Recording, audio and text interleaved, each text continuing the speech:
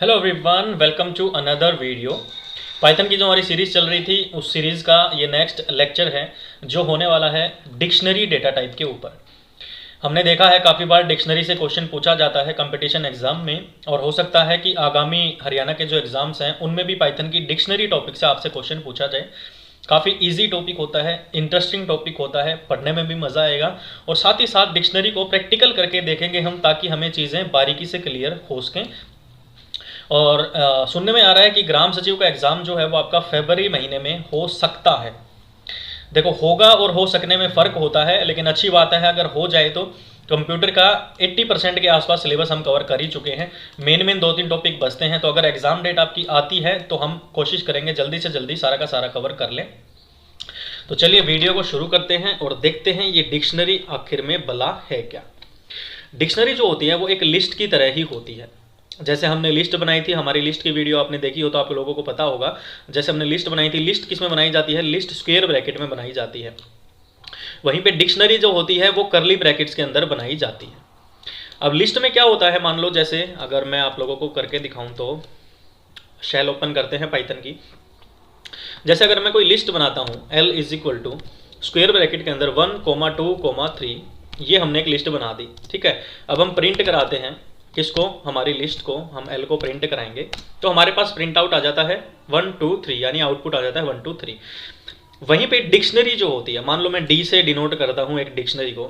Dictionary जो होती है वो बनाई जाती है किसके अंदर? करली ब्रेसेस के अंदर बनाई जाती है। सबसे पहला क्वेश्चन आपसे यही पूछा जा सकता है कि डिक्शनरी जो होती है उसको कैसी ब्रैकेट्स के अंदर बनाया जाता है? तो डिक्शनरी के अंदर करली ब्रेसेस को बनाया जाता है। अभी हम बना के देखेंगे। तो डिक्शनरी क्या होती है? की वैल्यू पेयर पे काम करती है। अब भाई ये की वैल्यू पेयर क्या भला है भला? चलिए देखें की वैल्यू को कैसे देखते हैं। जैसे ए कोई डिक्शनरी बनाई है, उसके अंदर पहला जो आइटम है हमने क्या डाला है? 1 डाला है। फिर हमने लगाया है कॉलन और फिर हमने डबल कोट के अंदर लिखा 1, एक स्ट्रिंग वैल्यू डाल दी। तो ये जो 1 है दोस्तों, इसको क्या बोलोगे आप? इसको तो बोलोगे की, और इस की इस चाबी की वैल्यू जो होगी वो होगी ये 1। तो की और वैल्यू दो चीजें जो होती हैं वो डिक्शनरी के अंदर डाली जाती हैं। एक को बोला जाता है की, चाबी, या और उसको उसके साथ जो चीज उसके अंदर हम डाल रहे हैं, जो चीज उसको डिनोट कर रही है, उसको बोला जाता है उस की वैल्यू। जैसे चलो बना के देखते हैं हम। डी हमने कोई यहाँ पे एक डिक्शनरी ले ली जिसमें हमने सबसे पहली संख्या जो है हम 1 डाल रहे हैं। हमारा जो 1 है वो किसको डिनोट करवाना चाहते हैं? हम हमारे 1 को डिनोट करवाना चाहते हैं ONE 1 से।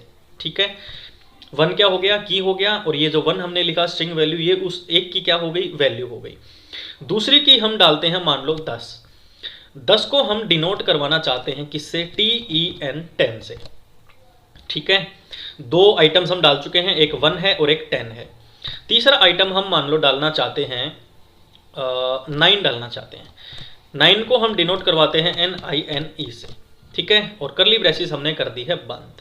ये हमने क्या बना ली है? हमारी एक डिक्शनरी बना ली है। डिक्शनरी के अंदर बेसिकली पाइथन डिक्शनरी के अंदर वो वैल्यूज होती हैं जो पाइथन के अंदर हम स्टोर करते हैं, खुद से भी स्टोर करते हैं, और कुछ चीज़ें ऐसी होती हैं जो पहले से भी होती हैं। लेकिन डिक्शनरी के साथ काम करते हुए पाइथन में हमें ध्यान रखना होता है किन बातों का, कि जो भी की हम दे रहे हैं, जो भी वैल्यू हम दे रहे हैं, जो उन दोनों के बीच में साइन जो होता है वो कोलन का साइन होता है, और करली ब्रेसेस के अंदर डी को बनाया जाता है। अब देखने के लिए कि हमारी डिक्शनरी ठीक बनी है या नहीं बनी है, हम क्या कराएंगे? प्रिंट कराने की कोशिश करेंगे किसको? हमारी डी को, यानी डिक्शनरी को। और जैसे ही हम एंटर करते हैं तो हमारे पास आ जाता है कि 1 को डिनोट करता है, 10 को डिनोट करता है, 9 को डिनोट करता है। तो ये तरीका होता है, आप एक डिक्शनरी पाइथन के अंदर बना सकते हैं। ऐसे ही क्वेश्चन आप लोगों से पूछा जाएगा। ऐसे ही यहाँ पे ए के अंदर हमने ये वैल्यूज डाली जिसमें ये की होती है, ये वैल्यू होती है, ये की होती है, ये वैल्यू होती है। फिर प्रिंट कराया ए को, तो ये हमारा प्रिंट भी हो गया। ठीक है दोस्तों, ऐसे ही जैसे यहाँ पे कंप्यूटर की कोई हमने एक डिक्शनरी बनाने की कोशिश की जिसमें इनपुट को हमने किसके अंदर डाल दिया? इनपुट की वैल्यू हमने बताई कीबोर्ड, आउटपुट की वैल्यू हमने बताई माउस, लैंग्वेज की वैल्यू हमने बता दी पाइथन, और ऑपरेटिंग सिस्टम की वैल्यू बता दी हमने विंडोज 8। फिर हमने प्रिंट करवाया किसको? हमारी डिक्शनरी जो हमने कंप्यूटर नाम से बनाई थी। तो आप लोग यहाँ पे देखोगे कि इनपुट कीबोर्ड ठीक है, लेकिन ऑपरेटिंग सिस्टम विंडोज जो था वो लास्ट में डाला गया था, लेकिन यहाँ पे दूसरे नंबर पे आ गया। तो यहाँ से सेकेंड इंपॉर्टेंट चीज जो बनती है वो आपकी ये बनती है कि जब भी हम कोई डिक्शनरी बनाते हैं और उस डिक्शनरी का जैसे ही हम आउटपुट निकालते हैं, तो जो ऑर्डर होता है आउटपुट आइटम्स का are not same, order same नहीं होता, या सेम भी हो सकता है, आगे पीछे भी हो सकते हैं। तो कहने का मतलब ये है कि एग्जैक्ट जिस ऑर्डर में आप जैसे हम मान लो यहाँ पे अगर मैं दिखाऊं, हमने पहले 1 डाला था, फिर 10 डाला था, फिर 9 डाला था, तो अब यहाँ पे पहले 1 आया है, फिर 10 आया है, फिर 9 आया है।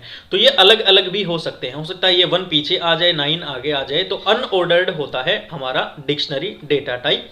ये क्वेश्चन आप लोगों से पूछा जा सकता है कि डिक्शनरी डेटा टाइप कैसा होता है, अनप्रेडिक्टेबल होता है, उसकी कोई भविष्यवाणी हम नहीं कर सकते कि किस तरीके से आउटपुट हमें मिलेगा। हमारे आउटपुट के जो एलिमेंट होंगे वो आगे पीछे हो सकते हैं। ये इंपॉर्टेंट टॉपिक या एक क्वेश्चन इंपॉर्टेंट जो है वो आप लोगों का ये निकलता है यहाँ से। अब जैसे डी हमने कोई की बनाई, SUN को संडे से डिनोट करवाया, MON को मंडे से। अब देख रहे हो यहाँ पे ये भी सिंगल कोट के अंदर है, की भी सिंगल कोट के अंदर है, और वैल्यू भी सिंगल कोट के अंदर है। क्यों? क्योंकि हमने की ली है वो भी स्ट्रिंग ली है, और वैल्यू ली है वो भी हमने स्ट्रिंग ली है। लेकिन जब हमने यहाँ पे वैल्यू ली थी, तो यहाँ पे तो हमने इंट वैल्यू ली थी और एक वैल्यू हमने ली थी स्ट्रिंग, तो की हमने इंट रखी थी और वैल्यू उसकी हमने स्ट्रिंग रखी थी। ऐसे ही आप की भी स्ट्रिंग रख सकते हो और वैल्यू को भी स्ट्रिंग रख सकते हो, इसमें कोई भी दिक्कत नहीं होती है दोस्तों। तो ये बात भी ध्यान रखना है कि डिक्शनरी के अंदर जरूरी नहीं है एक ही तरह की वैल्यूज आती हैं। यहाँ पे आपकी इंट वैल्यू भी आ सकती है, स्ट्रिंग वैल्यू भी आ सकती है, कोई भी वैल्यू आ सकती है। अब क्रिएशन, बनाना, इनिशियलाइजिंग, उसको देखना और एक्सेस करना, उसमें से आइटम्स को कैसे कैसे कर सकते हैं हम डिक्शनरी के अंदर, वो देखते हैं। एक फंक्शन होता है हमारे पास DICT, डिक्शनरी की short form DICT, small bracket close open और स्मॉल ब्रैकेट बंद कर दी है। ये एक फंक्शन होता है जो एक नई डिक्शनरी बनाने के काम आता है विद नो आइटम्स।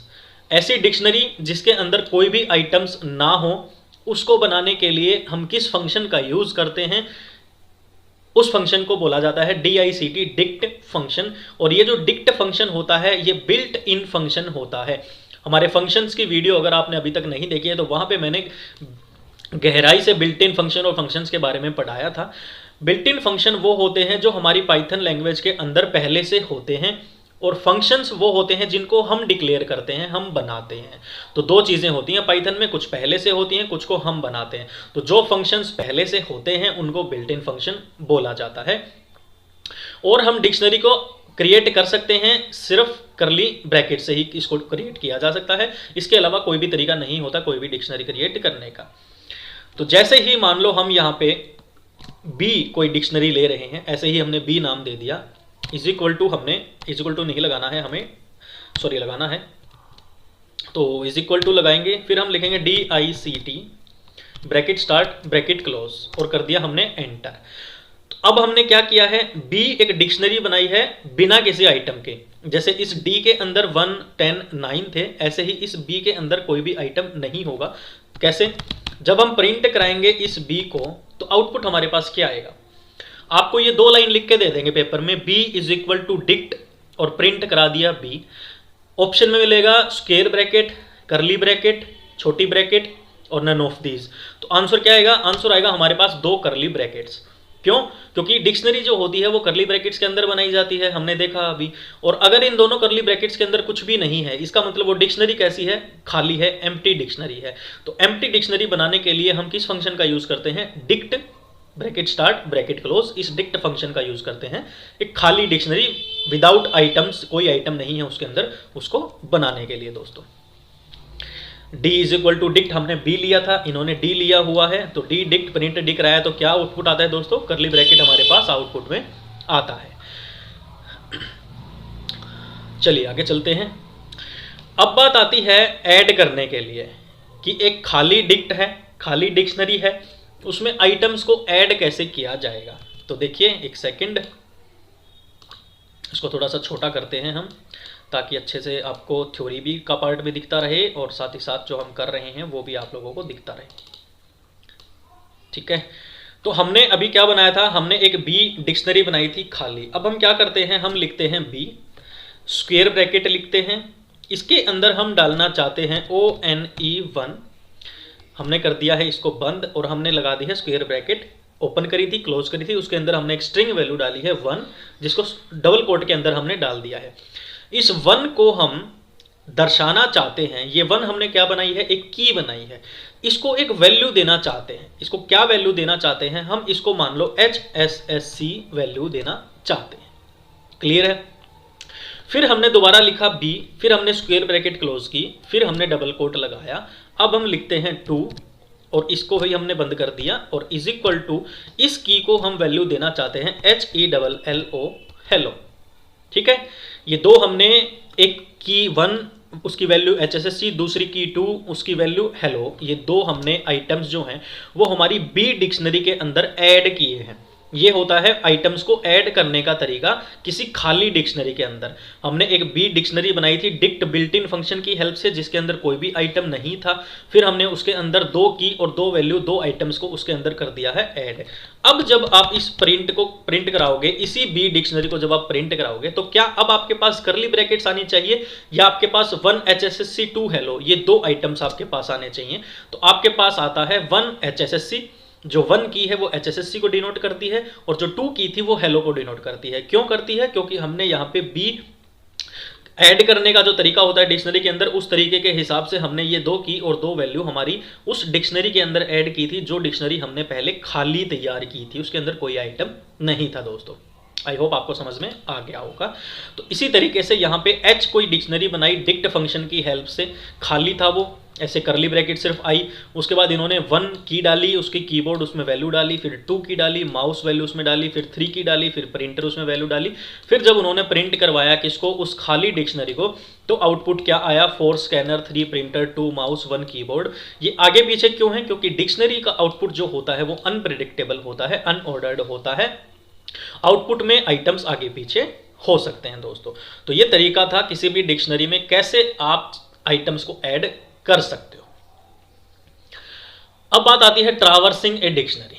जैसे कोई डिक्शनरी हमने ली H, जिसके अंदर अभी अभी हमने जो ये आइटम्स डाले थे, इन्हीं की बात हो रही है। 4 स्कैनर को डिनोट करता है, 3 प्रिंटर को डिनोट करता है, 2 माउस को डिनोट करता है, 1 कीबोर्ड को डिनोट करता है। फॉर लूप की जब हम हेल्प लेंगे, फॉर लूप की जब हम डिक्शनरी के हिसाब से हेल्प लेंगे, हम लिखते हैं फॉर आई इन H के लिए फॉर लूप हमने यहाँ पे चलाया, फिर हमने कराया प्रिंट आई डबल कोट के अंदर कोलन और H ब्रैकेट के अंदर आई। तो H ब्रैकेट के अंदर आई करने का मतलब क्या है, आई फॉर लूप चलाया था आई इन H के लिए, H के अंदर आई के लिए, और फिर हम H आई को ही प्रिंट कराएंगे तो हमारे पास क्या प्रिंट आ जाएगा। पहले हमारे पास किस हिसाब से प्रिंट आता है, पहले हमारे पास इस हिसाब से प्रिंट आता है, ये जो सिंगल कोट के अंदर है, ये सिंगल कोट के अंदर है, डबल कोट के अंदर है। लेकिन जैसे ही हम फॉर लूप चलाएंगे हमारे पास क्या आएगा, पहले 4 स्कैनर आएगा, वो सिंगल कोट हट गए हैं यहाँ से, फिर 1 कीबोर्ड आएगा। यानी कि अलग अलग हर एक आइटम को दर्शाने के लिए हम फॉर लूप का यूज करते हैं। किसके अंदर दोस्तों, डिक्शनरी के अंदर। फॉर लूप और वाइल लूप क्या होते हैं, ये हमारी लूप्स की वीडियो में हमने अच्छे से बताया हुआ है। तो अगर आपने वो लूप्स की वीडियो अभी तक नहीं देखी है तो आप लूप्स की वीडियो को प्लीज देख लो, ताकि आपको ये फॉर लूप और वाइल लूप क्या होते हैं ये अच्छे से समझ में आ सके। अपेंडिंग का मतलब क्या होता है दोस्तों, ऐड करना। मैंने आपको बताया था ऐड का मतलब होता है, जब लिस्ट किया था तब वहां पे हमने अपेंड का यूज किया था। डिक्शनरी में वैल्यूज ऐड कैसे की जा सकती हैं, अभी अभी हमने देखा था। कैसे, कोई भी डिक्शनरी होती है, उस डिक्शनरी का नाम लिखना होता है, स्क्वायर ब्रैकेट्स के अंदर हमने की डालनी होती है, फिर उसको किसी वैल्यू से असाइन करना होता है, फिर जब उसको प्रिंट कराओगे तो वो वैल्यूज आपके सामने आ जाएंगी। ये मेथड होता है किसी भी डिक्शनरी में आइटम्स को ऐड करने का, यानी कि अपेंड करने का। मर्ज कैसे करते हैं, जैसे एक्सेल में हमने देखा था हम एक से ज्यादा सेल्स को आपस में मर्ज करते हैं, वैसे ही डिक्शनरी को मर्ज करने का काम कैसे होता है दोस्तों। सिंटैक्स जो होता है इसका वो होता है, हमारी डिक्शनरी का नाम डॉट अपडेट फंक्शन का हम यूज करते हैं। कैसे यूज करते हैं, जैसे D1 कोई हमने डिक्शनरी बनाई है, D2 हमने कोई डिक्शनरी बनाई है, अब हमें इन दोनों डिक्शनरीज को आपस में मर्ज करवाना है। तो हम क्या कर सकते हैं, हम बनाते हैं D1 करके कोई डिक्शनरी इज इक्वल टू, जिसमें हम वैल्यू असाइन करते हैं 1, जो डिनोट करता है 20 को। ठीक है, एक हम आइटम बनाते हैं, सॉरी यहाँ पे हमें लगाना नहीं चाहिए। 1 डिनोट करता है 20 को, 2 डिनोट करता है 30 को, और 4 डिनोट करता है यहाँ पे 50 को। ये हमने एक डिक्शनरी बनाई है और यहाँ पे करली ब्रेसेस लगानी है दोस्तों, ध्यान रखना। स्क्वायर ब्रैकेट लगा दी मैंने गलती से। ये हमने एक D1 डिक्शनरी बना दी है, ठीक है। अब हम यहाँ पे बनाते हैं D2 कोई डिक्शनरी बनाते हैं। इसमें हम डालते हैं फॉर एग्जांपल 6 जो डिनोट करता है 60 को, 7 जो डिनोट करता है 70 को। सिंपली हमने ये दो डिक्शनरी बना दी हैं। अब हम क्या करेंगे, D1 लिखेंगे, डॉट लगाएंगे, UPDATE अपडेट लिखेंगे, ब्रैकेट के अंदर D1 डिक्शनरी को किस डिक्शनरी के साथ अपडेट करवाना चाहते हो, किस डिक्शनरी के साथ मर्ज करवाना चाहते हो, उस डिक्शनरी का नाम लिखेंगे। तो D2 लिख देंगे और करली ब्रेसेस को कर देंगे बंद, एंटर करेंगे। तो यहां तक कोई भी दिक्कत नहीं आई है। जैसे ही आप पाइथन शेल में एंटर करते हो और आप अगली लाइन में पहुंच जाते हो, इसका मतलब अभी तक जो भी काम आपने किया है वो आपने बिल्कुल सही किया है। अब अगर आप प्रिंट कराओगे D1 को तो आपके पास क्या आउटपुट आएगा, इतना ही लिखा हुआ होगा पेपर में। दोस्तों आपने देखे भी होंगे क्वेश्चन ऐसे ही लिखे आते हैं, बेसिक क्वेश्चन ही पूछे जाते हैं। एक डिक्शनरी बना के दे दी, दो डिक्शनरी बना के दे दी, D1 डॉट अपडेट D2 लिख के दे दिया।